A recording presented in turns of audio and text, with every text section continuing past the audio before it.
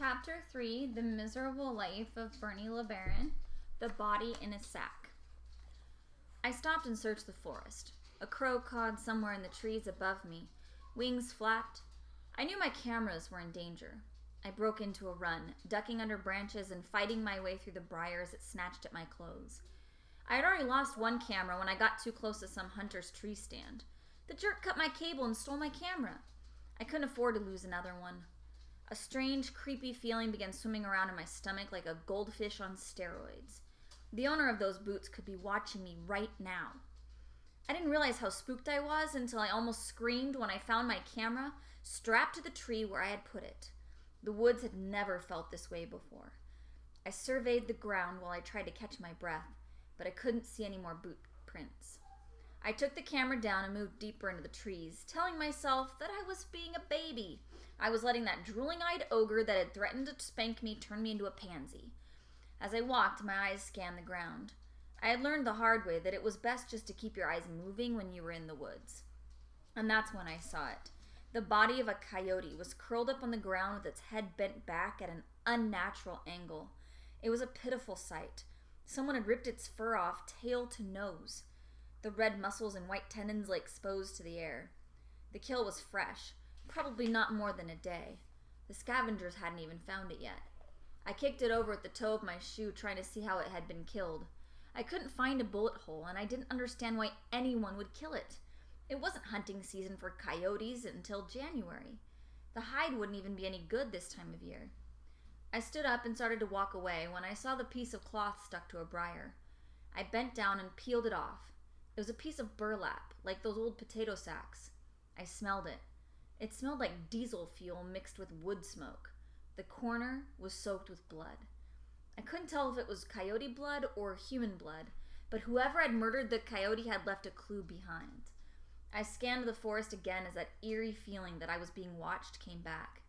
Then I broke into a run. Aunt Elsie wasn't home when I pedaled into the yard. Her little purple car wasn't parked in front of the trailer. I hurried straight to my bedroom to download my pictures. I had this tantalizing feeling that I might have caught a picture of whoever walked past my cameras, and maybe even whoever killed the coyote. I wanted to know who it was so I could tell them to get out of my forest, and maybe even turn them into the police. I didn't want them scaring the animals away from my cameras, and I hated poachers. I had a couple of great raccoon shots.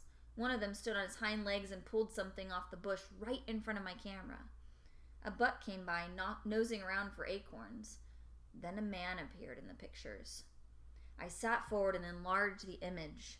He was a big man with a wide-brimmed hat.